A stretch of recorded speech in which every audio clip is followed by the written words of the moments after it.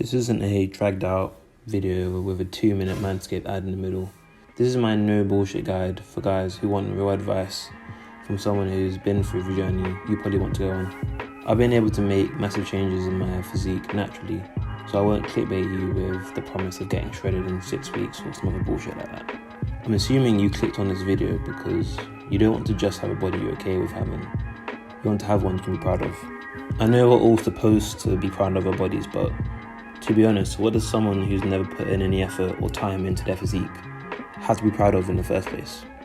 I've been lifting for around 5 years and started with the same goals as you. And I hope this video can help other guys to take steps to become proud of their bodies too. Okay, so let's begin. In order to build an attractive body you can be proud of, in my opinion, you must do some form of resistance training, also known as weightlifting. Or if you're a bit outdoorsy, weighted calisthenics. It's non-negotiable. So no weightless curls here. Stupid. Most advice given to gym noobs is to go for, the heavy compound movements like bench, squat and deadlift 3 times a week. And to be honest, this isn't awful advice and you definitely will make some gains following that type of workout. But you could also end up looking like a Nokia phone. Since most of these compound movements will make you strong as fuck, but won't necessarily make you look good. I won't go into depth on exactly what exercises to do in this guide, but I will tell you my favourite one for each body part. I'd recommend you do some research and look up the best science-based workouts for each muscle group I cover. In order to make progress at the gym, you must adopt progressive overload, which basically is gradually increasing the weight, frequency, or number of repetitions in your strength training routine. So take this approach with you for the rest of the video. Training splits. A workout split is basically how you divide up your workouts throughout the week. My personal ideal weekly workout schedule is called a push-pull leg split. If this sounds like gibberish to you, don't worry, let me explain. Push-pull legs, also known as PPL, in my opinion, is probably the best all-around split for maximum muscle gain. It consists of 2 push days focusing on chest, shoulders and triceps, 2 pull days focusing on your back muscles and your biceps, and 2 leg sessions. You'll be training each body part twice a week while allowing enough time in between to recover so you're not lifting sore. 6 days a week can be quite demanding, so I do sometimes opt for a upper-lower split 4 days a week. This means on upper days, I train all my upper body muscle groups, and on lower days, I train my legs. This usually means my sessions are a bit longer, especially on upper body days. One mistake I made early on was doing the bro split, which is basically training a different muscle group every day. I made decent progress with the split, mainly due to my newbie gains, but I know I could have probably made some more gains and built better lifting habits if I skipped that phase completely. Key muscle groups to target. Call it cringy if you want, but one of my main goals when I started my lifting journey was to just look good without a shirt on. I was the typical leg day skipping bro splitter for a couple months when I first started lifting, but this did help me make some pretty good upper body gains. So in no particular order, maybe. Shoulders/delts.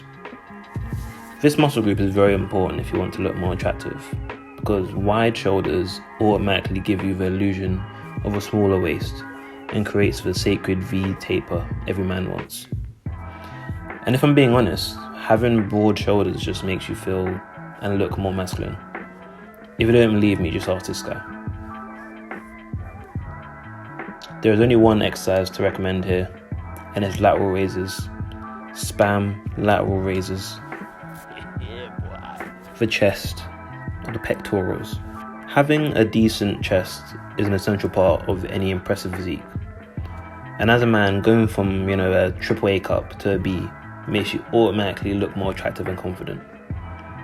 I swear by incline dumbbell press as my main chesticle builder, but you can't go wrong with the old faithful bench press either. Abs or abdominal muscles. One of the first muscle groups that people think of to signify peak aesthetics is the abs. We all know what strong, developed abs look like, but most people have no clue how to get them. We've all made the how to get abs in 10 days YouTube search at 3 a.m. or tried those shitty 10-minute follow-along ab routines at some point in our lives. Simply put, you will not be able to see your abs unless you are at least as low as around sub 18% body fat, depending on your genetics, of course. The abs are like any other muscle group, so will respond best to weight training.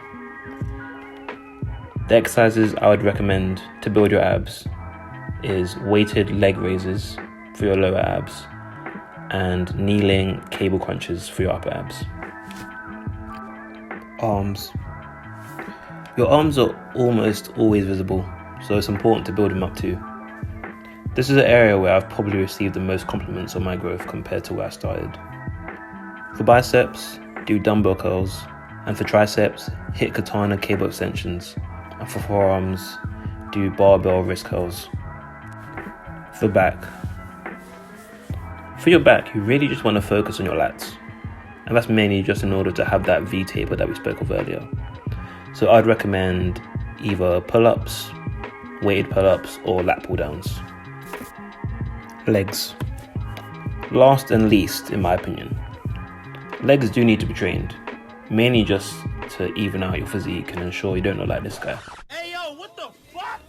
But they don't really contribute too heavily to me in building an aesthetic body. I do still train them regularly, but they are probably my most lagging body part. Diet. The truth is, you can't outwork a shitty diet. Be honest, is your current diet healthy, balanced, and high in protein? Most likely not. Of course, it would benefit you to track all your macros and weigh every gram of food you eat. But let's be honest, most people can't be bothered to do that every day. So here's my advice if you're a bit lazy like me. The goal is to build as much muscle as possible while gaining as little fat as possible. I'll describe this as lean bulking in a slight calorie surplus. This means you're eating slightly above the amount of calories it takes to maintain your current weight. How I found my maintenance calories was by tracking my calories on an average day using one of the many free calorie tracking apps, so I could guesstimate what my typical calorie intake was. Then I just added around 200 to 300 calories on top and ensured that these extra calories are mainly protein and other single ingredient foods. This is how I've been eating for the last 5 years. So no bulking stage where I get all fat and depressed, and no cutting phase where I get ripped but hungry. I just focus on the majority of my meals being high in protein and low in saturated fats like butter, cheese, palm oil. And I have eliminated processed foods from my typical diet completely and replaced them with these single ingredient foods.